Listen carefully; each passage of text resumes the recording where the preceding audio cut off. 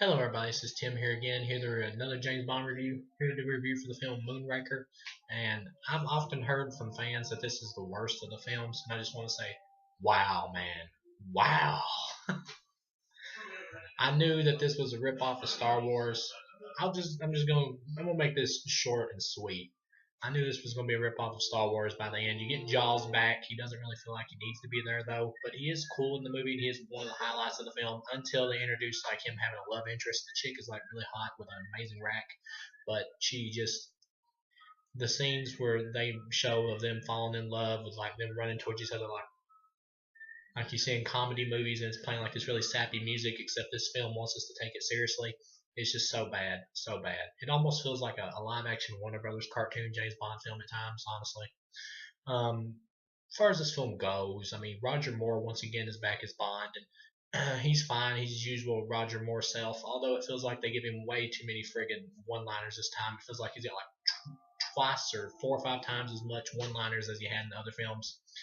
Um, for the first part of the movie is okay. It's there. And then, but you do get some really cool action scenes though. I love like when James Bond is fighting like this Hikido dude with a like a stick, a Hikido stick, whatever you call it. I believe it's Hikido or Jukwando or whatever the fuck martial arts style the guy's doing.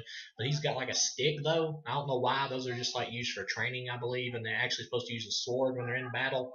But the dude is like still using his stick.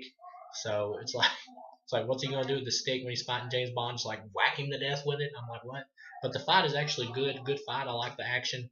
But James Bond defeats the guy by like throwing him out of the top of this like clock, this big giant clock, and James Bond like throws him through the glass, and he lands like face first down in the piano, and his ass is like sticking in the air, and so it's like a wacky cartoon Warner Brothers death, and that totally defeats any goodness the fight had to it. It's fucking stupid.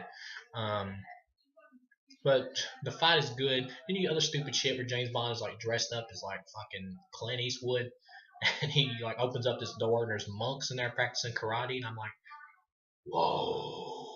It's like you can see like the de-evolution of franchises, like seriously, and like just batshit bonkers comedy all the time. With Freddy, it happened in Freddy's Dead. Chucky, it happened in Seed of Chucky, and here, baby, it becomes complete with Moonraker. This is seriously, man, some goofy shit. But it's still partially entertaining, and at least when Jaws shows up, you have some fun. But when they get to space, I actually enjoyed some of the comedy from Roger Moore and stuff. But when they're heading to space, I enjoyed some of the comedy and stuff. Um, but when they actually get to space, this movie steals from a lot of space movies, not just like Star Wars. It even feels like it rips off Star Trek, and it totally rips off a scene from 2001: A Space Odyssey. Uh, But when they get to the lunar base, or I guess the lunar base, we don't call it, it's like on the moon. The ending of this film, the final, like a lot of other James Bond films that have big epic finals where everybody's like, shooting the shit out of each other and everything. You get people being shot with guns and everything. This movie totally loses that because in this film at the end you have lasers, and because this movie's like rated PG, when somebody gets shot with a laser, they just go and fall or whatever, because it's just like a little tiny laser light. It's just like a light. There's no blood or effects or hole or anything. They just go and fall over. It's fucking stupid. It looks stupid. It feels like a children's film. It's one of the worst. It's the worst final I've ever seen in a Bond film. I just could not get into this action at all. It's so stupid and feels like such a rip off of Star Wars. And honestly, I felt like I was watching Star Wars. It didn't even feel like I was watching a James Bond film anymore.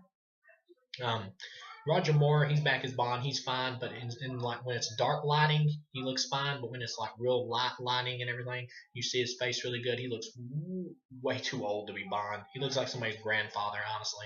And just the end of this film, where James Bond's like having sex in space with this chick, and they're like floating because there's no gravity.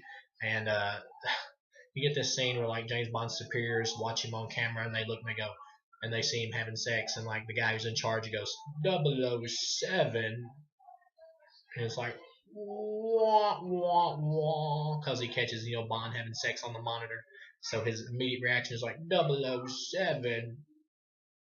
It's so fucking stupid. And then Roger Moore raises up and looks at the camera, and he's like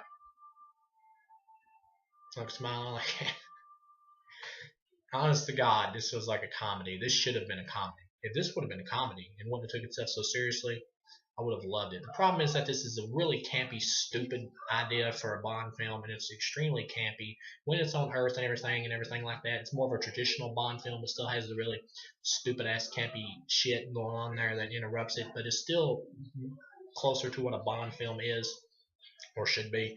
But when they get to space, baby, and it just totally does not feel like a Bond film at all, just like rips off Star Wars so bad. We're not even watching Bond anymore by that point. We're watching like a parody of Bond. It's like these movies started out as their own thing, like Bond, and then devolved here eventually when they got to here into like an Austin Powers parody film. This is horrible. I give this 0 stars. Fuck this movie.